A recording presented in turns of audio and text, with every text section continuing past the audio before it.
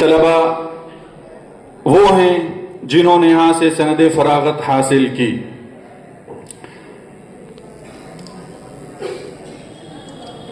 ان تمام اعتبارات سے یقیناً بلا شبہ یہ مجلس بہت ہی مبارک اور مقدس مجلس ہے.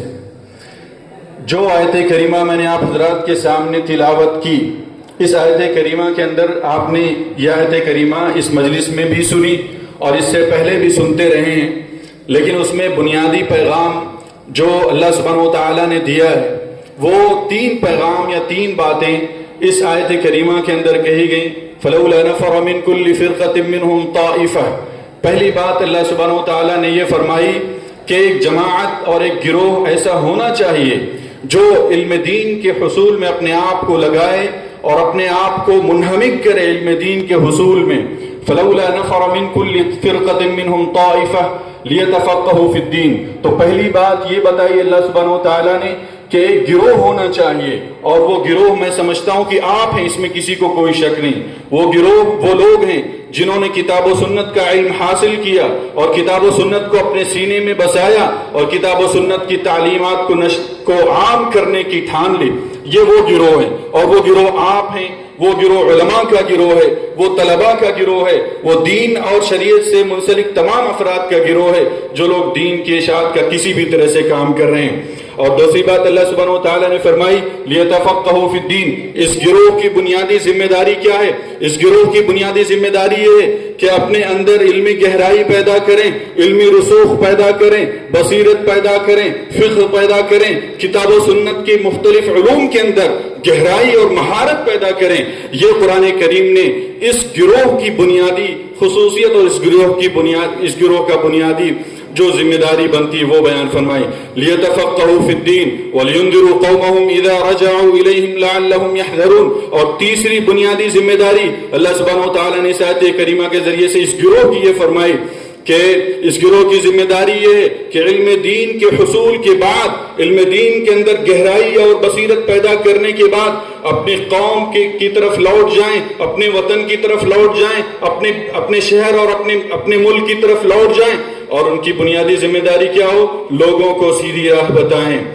لعلہم یرجعون. لوگ ہو سکتا ہے آئیں بھی اور لوگ ہو سکتا ہے نہ بھی آئیں، لیکن یہ آپ کی بنیادی طور پہ ذمہ داری ہے کہ جب آپ اپنے وطن جائیں، اپنے شہر جائیں، اپنے علاقے میں جائیں، اپنے خطے میں جائیں، تو آپ کی بنیادی ذمہ داری ہے کہ آپ امر بالمعروف کا فریضہ انجام دیں، دعوت کا مشن لے کر کے اٹھیں. وہ مشن جو انبیاء علیہ السلام کا مشن تھا، اس مشن کے ساتھ اٹھیں اور دنیا کو بدلنے کا حوصلہ پیدا کریں، دنیا کے اندر تبدیلی کی جستجو پیدا کریں اور ایک ایسا شوق پیدا کریں کہ آپ کو دین کے راستے میں چلنا ہے، دین کے راستے پر مر مٹنا ہے، دین کے لیے اپنے آپ میں کچھ کرنے کا جذبہ پیدا کرنا ہے. اس حوصلے کے ساتھ آپ نکلیں. تو یہ 3 بنیادی طور پہ آپ کے اوپر یا ہمارے اوپر ذمہ داریاں اللہ سبحانہ و تعالیٰ نے بیان فرمائی اس آیت کریمہ کے اندر. ابھی عزیزان گرامی جو آپ کے اوپر دستار فضیلت رکھی گئی ہے، یہ دستار فضیلت محض کپڑوں کا ایک مجموعہ نہیں یا ایک کپڑے کا ایک ٹکڑا نہیں ہے، بلکہ یہ دستار فضیلت ایک ذمہ داری ہے، ایک ذمہ داری کا احساس ہے، ایک ذمہ داری، ایسی ذمہ داری جو کہ آپ کے قدموں پر آن پڑی ہے. یہ محض یہ فارمیلٹی نہیں ہے، بلکہ یہ ایک ایسی ذمہ داری ہے کہ جو آپ کے اوپر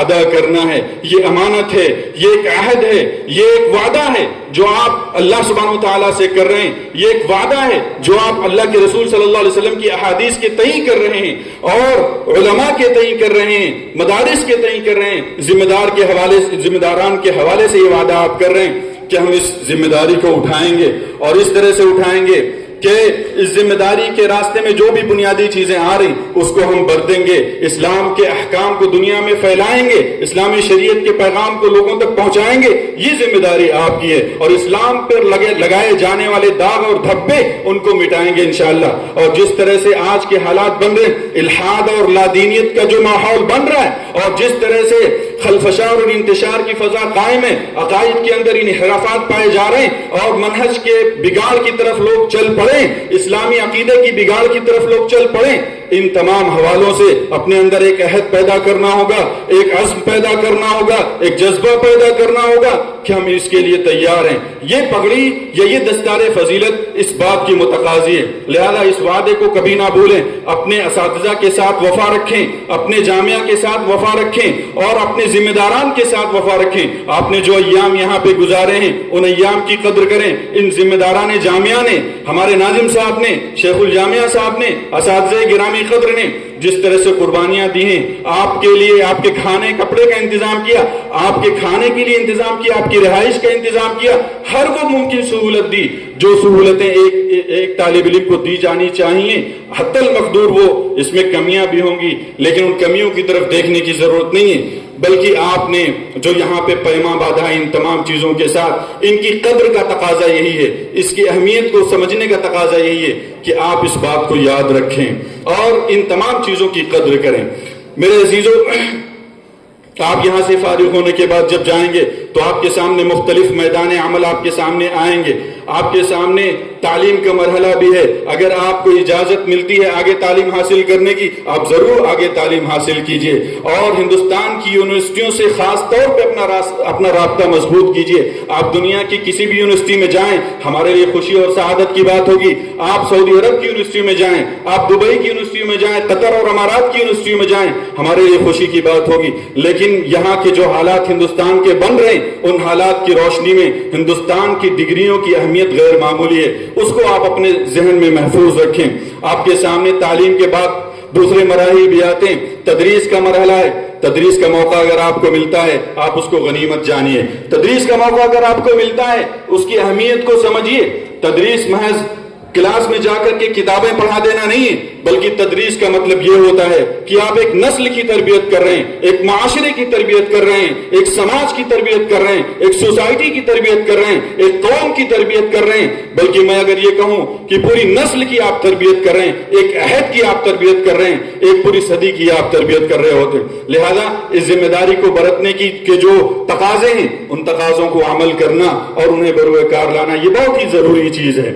تو تدریس کو آپ معمولی نہ سمجھیں بلکہ تدریس کی اہمیت کو سمجھیں۔ اگر آپ کو موقع مل رہا ہے اس میں آپ آگے بڑھیں اور پوری ذمہ داری اور امانت کے ساتھ آگے بڑھیں، اور اگر یہ جذبہ دل کے اندر ہے کہ ہم کچھ دیں گے، ہم طلبہ کو کچھ بنا کے چھوڑیں گے، تو یقین جانیے کہ ایسے اساتذہ قوم کی بہت بڑی امانت ہوتے ہیں، اور آپ جو ہے وہ اس کو پیسوں سے نہ تولیے، آپ اس کو دوسری چیزوں سے نہ تولیے، کیونکہ اس حوالے سے مشکلات بھی آئیں گی، ایسے لوگ بھی آپ کے سامنے آئیں گے جو آپ کے سامنے مشکلات کھڑی کریں گے، مصائب آپ کے سامنے ڈالیں گے، کوڑے کرکٹ ڈالیں گے، لیکن آپ کو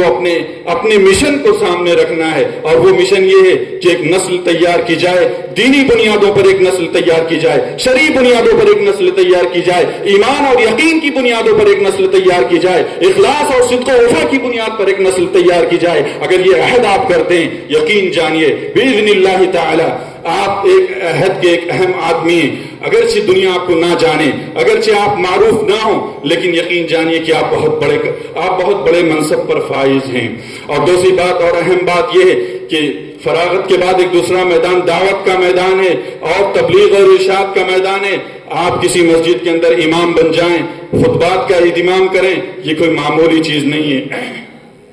یہ کوئی معمولی چیز نہیں ہے، بلکہ یہ بھی امت کے حوالے سے ایک بہت ہی بنیادی اور اہم فریضہ ہے۔ آپ امامت کو خطبات جمعہ کو غیر معمولی سمجھیں، اس کے ذریعے سے بسا اوقات ایک خطبے سے بسا اوقات ایک فرد کی اصلاح ہوتی ہے، اور اس فرد کی اصلاح ایک فرد کی اصلاح نہیں ہے، بلکہ میں اگر یہ عرض کروں پورے خاندان کی بسا اوقات ایک فرد کے ذریعے سے اصلاح ہوتی ہے، قوم کی اصلاح ہوتی ہے، معاشرے کی اصلاح ہوتی ہے، اور پوری سوسائٹی اور سماج کی بھی اصلاح ہو جاتی ہے۔ تو آپ خطبات کو بھی غیر معمولی سمجھیں۔ خطبات اور دعوت کے میدان یہ آپ کے بنیادی میدان ہیں۔ یہ جو جامعات ہیں، یہ جو مدارس ہیں، یہ آپ کو داعی بنانا چاہتے ہیں، آپ کو مؤلف بنانا چاہتے ہیں، آپ کو ایک اچھا عالم بنانا چاہتے ہیں۔ لہذا اس حقیقت کو نہ بھولیں کہ آپ کہیں بھی رہیں آپ کی داعیانہ ذمہ داری بہت اہم ہے، اور ان تمام چیزوں کا اگر اہتمام کرتے رہیں گے، اور ایک آدمی بھی اگر آپ سے فیضیاب ہو گیا، ایک آدمی بھی اگر آپ سے ہدایت پا گیا، یقین کیجئے اس سے بڑی کوئی دولت نہیں ہے۔ یہ میری بات نہیں، رسول گرامی صلی اللہ علیہ وسلم نے فرمایا کہ لَأَن يَهْدِيَ اللَّهُ بِكَ رَجُلًا وَاحِدًا خَيْرٌ لَكَ مِنْ حُمُرِ النَّعَمِ. اگر ایک بندہ بھی آپ سے ہدایت پا گیا، یقین کیجئے یہ گھوڑے، یہ گاڑیاں، یہ بنگلے اور یہ دنیا بھر کی عیش و عشرت کی چیزیں، آپ یہ ساری چیزیں اس کے سامنے ہیچ ہیں. آپ اس حقیقت کو سامنے رکھیے، اس عظمت کے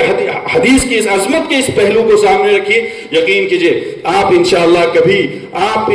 کبھی تھکیں گے نہیں، کبھی گھبرائیں گے نہیں، کبھی آپ کو ملول خاطر نہیں ہوگا، بلکہ آپ اپنے میدان کے اندر لگے رہیں گے. لہذا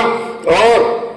اس کے ذریعے سے آپ یہ سوچیں کہ آپ ایک قوم کی تربیت کر رہے ہیں، ایک امت کی تربیت کر رہے ہیں، آپ کسی فرد کی تربیت نہیں کر رہے ہیں. لہذا اپنے آپ کو قوم کی تربیت کرنے والا بنائیں، اپنے آپ کے اندر ایسی مہارت اور ایسی بصیرت اور ایسا اخلاص پیدا کریں کہ جس کی بنیاد پر آپ پوری امت کی تربیت کا بیڑا اپنے ہے حقیقت جس کے دی کی احتساب خانت اقبال نے کہا تھا، تو کسی فرد کی تربیت کی ذمہ داری آپ پر نہیں ہے بلکہ پوری قوم کی ذمہ داری ہے. اسی وجہ سے اقبال نے کہا تھا نگہ بلند سخن دل نواز جہاں پرسوز، یہی ہے رخت سفر میرے کارواں کے لیے. آپ کی نگاہ بلند، آپ کے علم کے اندر پختگی اور زبان میں لطافت اور مٹھاس اور اسی طریقے سے فصاحت اور بلاغت زبان کے اندر ہے، تو آپ یقین کیجئے آپ پوری دنیا کو فتح کر سکتے ہیں. یہ چند باتیں تھیں جو آپ کے آئندہ ہو سکتا ہے انشاءاللہ العزیز آپ کی آئندہ زندگی میں کچھ باتیں کام آ جائیں. اللہ رب العالمین سے دعا ہے کہ مولا ہمیں کہنے سننے سے زیادہ عمل کی توفیق سے نوازے، اور آپ نے آج یہ جو ذمہ داریوں کا بوجھ اٹھایا ہے، ان ذمہ داریوں کو اپنی زندگی کے ہر پل اور ہر لمحے میں ادا کرنے کی کوشش کریں. اور ہم تمام لوگوں کو اللہ سبحانہ وتعالی جب تک اس دنیا میں قائم ہم باقی رکھے، کتاب و سنت پر باقی رکھے، اور جب خاتمہ ہو تو ایمان کے ساتھ ہو. اقول قولی ھذا واستغفر اللہ لی ولکم ولسائر المسلمین من کل ذنب فاستغفروہ انہ هو الغفور الرحیم. السلام علیکم ورحمۃ اللہ وبرکاتہ.